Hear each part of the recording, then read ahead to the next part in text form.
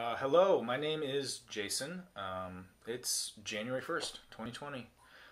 So I thought I'd take time, first video on YouTube, to recap 2019, what I read in 2019, top 10 favorite books. So yeah, without further ado, let's get started here. First book is The Devil of Nanking by Mo Hader. Yeah, really interesting book. Basically, it's about this girl who goes to Japan to try to find out whether something that a rumor that she heard about the rape of Nanking, it's an event that happened in like the 30s,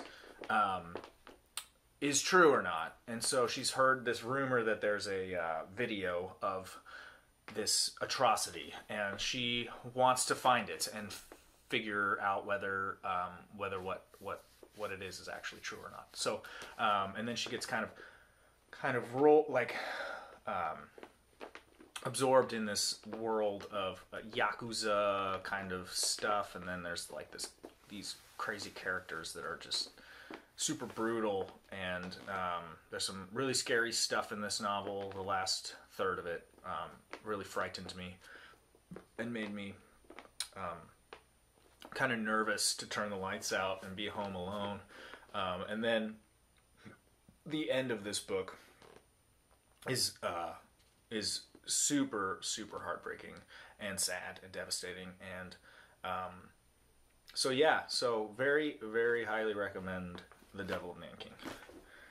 Next book is The Cabinet of Curiosities by Douglas Preston and Lincoln Child. It's the third book in the Pendergast novel series or whatever. Pendergast is an FBI agent. He's a kind of main character in the series, or at least a recurring character in the series in every book. I've only read, this is the third one, so I've read the first two and then this one. And so I haven't read, there's 18 books in the series. But anyway, this book is about, basically there's these murders, or this carnal pit of just bodies is uncovered, and a bunch of murders that happened in the late 1800s by some guy. So they're figuring out this. They find out who done it, and they find out that he was trying to create like an elixir or whatever that would prolong his life so he could live longer. And then fast forward to present day. There's a copycat killer that's doing that same thing, and the murders are the same, and it looks like he's trying to continue the work of this guy from the 1800s. So really interesting kind of detective novel, kind of a whodunit sort of thing. Lots of twists and turns, really cool action, very, very fun characters. And yeah, Pendergast is such a cool guy. He's super mysterious, and you don't really ever get to pin him down. It's really cool. So I'm going to continue to read the series to try to find out more. But yeah, highly recommend that one. The next one is Leviathan Wakes, James S.A. Corey. This is the first book in the Expanse series. It's the only one I've read so far, but I do intend to continue with the series because I really enjoyed this one. Science fiction, space, basically like Earth and Mars and the asteroid belt are kind of all different government sort of entities. They are all independent of each other, and they are there's tension. So yeah,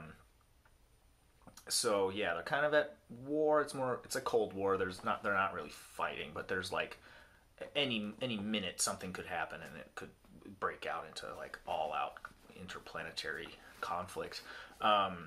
And then this revolution. There's also this group of revolutionaries that try to disrupt some of this stuff, and they have their own motivations and things. But one of these people steals a ship, and then things ensue. So this one part of the story is a detective, Miller, trying to find her and investigate that part, the stolen ship. And then there's also this crew that works for the Navy, Earth's Navy, Mars's Navy, I can't remember, some Navy, one of them's Navy, and they get kind of embroiled in this conflict through sort of not really, it's not really their fault. They just get kind of thrust into this thing and they have to try to figure out what's going on and, you know, escape from being detained. They're like on the run at that point. So yeah, and then of course these two storylines collide, and then there's just, yeah, it's just really it's really cool. Really cool stuff. And like I said, I'm really interested to see what the next book has in store. There's there's like 10 novels in this series, so it's kind of a long one, but I do plan to kind of get through that in 2020. So yeah, that is that one. The next book is Stephen King, Skeleton Crew, short story collection. Yeah, pretty good. Some of them are duds, but you know, that's any short story collection. There's like 20 stories in here, so you know, one or two of them probably is not going to be great. But highly recommend a couple of them. The first story in here is The Mist. It's longer. It's kind of Lovecraftian horror. It's about 150 pages, so it's more like a novella than a short story. Another one in here that really stuck with me was The Jaunt. It's probably my favorite actually out of this entire collection. Really scary short story. It was maybe 30 pages or something, but it was about teleportation and stuff like that. So there's this teleportation technology that's really spooky. But yeah, a lot of other really good books in here, or stories in here. There's only, like I said, maybe one or two that didn't land for me. But yeah, that was a good one. Next is Swan Song by Robert McCammon. Essentially what happens is, it's about a nuclear war occurs. You know, the whole world is basically destroyed by nuclear bombs. And this is written in the 80s, so height of kind of, maybe not the height, but during that whole thing where we weren't sure if Russia was going to try to blow us all up before the Soviet Union collapsed and stuff. So yeah, super scary kind of nuclear war, and then most of the book takes place after that occurs, and it's about the survivors and them having to deal with the aftermath and fallout from that. There's bad guys, groups of them that go around and they do horrible stuff to people in order to kind of keep the thing alive. And then there's also the good guys. The main character, her name is Swan. She's awesome. She's this little girl who's kind of got magic powers. So there's a little bit of that in here. It kind of, and the main villain is kind of like her antithesis. He's like a magic. He reminds me of like Randall Flagg from The Stand. And this book actually has a lot of similar themes to The Stand. It's a very similar book in a lot of ways. So if you like The Stand, I highly recommend Swan Song. It is a brick. It's like 1,000 pages, but it's so good. You know, super engaging. I didn't want to put it down for most of it, so I read it pretty quickly. So yeah, Swan Song. Next book, George R. R. Martin, Fire and Blood. Yeah, I mean, basically, this is the history of the Targaryens, or at least the first half. There's supposed to be a second part 2 at some point. But yeah, so if you are a Song of Ice and Fire fan, and you can't wait for the Winds of Winter, and you just need to scratch that itch and see some and get some background on what's going on, this is really interesting. The Targaryens are crazy, and a lot of crazy stuff happened, and so a history and background of them helps with the understanding of the entire world of Westeros and how politically that all works. So yeah, I highly recommend it. There's a lot of really good stuff in here. Next is a book called The Ruins, Scott Smith. Basic body horror, very gross visual descriptions and graphic descriptions of people, you know, being dismembered and devoured and things like that. It's very gross. And super, super bleak and sad. The ending made me really upset. Basically, it's about these 4 people who, these 2 couples, they go to Mexico to party, and they're getting drunk every day or whatever, and then they meet this like German guy, and they go like into the jungle to these ruins to try to find his brother, who chased some girl out there. And then and then they're there and they get stuck there, and then there's just like this ancient sort of evil presence there that keeps them there and tries to kill them, and so they have to try to survive, and they have to try to escape or get rescued or whatever.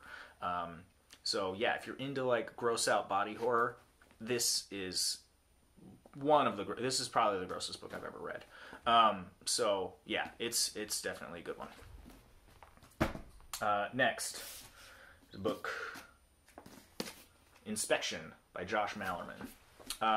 Really interesting. I really enjoyed it. It was basically about the scientists decide to set up this experiment where they're going to raise these boys without the knowledge of women.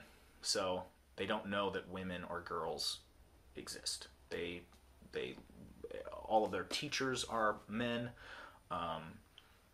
They are only allowed to read books written by this guy who specifically writes them without any mention of women. They're like adventure novels and stuff.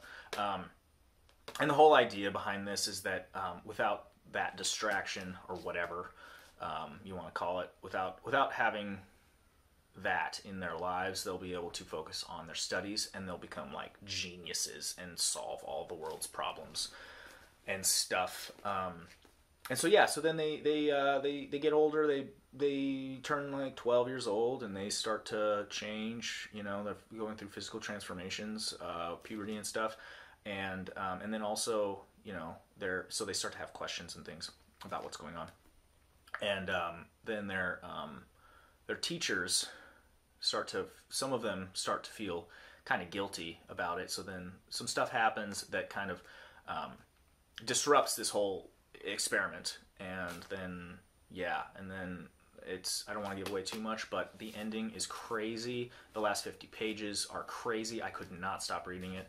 And then it's a doozy. And the themes of what it's okay to hide from children, like what it's okay, like what damage does it do to a child to lie to them about things like that, and is it good to hide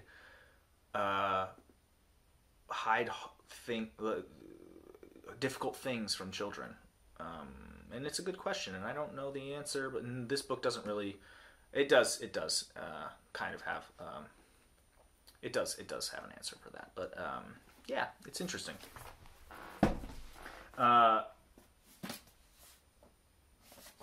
The Rage of Dragons by Evan Winter. It's first book in a series. He hasn't. This is the only one that's out right now, so I'm waiting for the second book. It's supposed to come out in June, I think, or July sometime. Really, really good fantasy about this guy Tao who's like trying out for this military troop or what have you, and he's training. He's very, very motivated. Some stuff happens in the beginning of the novel that puts him on this path of wanting to be like the best fighter, so that he can get revenge for some stuff that happens. That people did him dirty, and it's so it's set up in this like caste system where he's like a commoner, sort of lower level, like lower on the caste, and then there's nobles above them, and so the way the rules are set up is like nobles can basically just do whatever, but common people, if they try to fight a noble, it's like illegal, and they'll get executed for it. So the only way for him to exact his revenge is to become part of this military, and then they have like a dueling system where you challenge somebody regardless of their caste and you can fight them.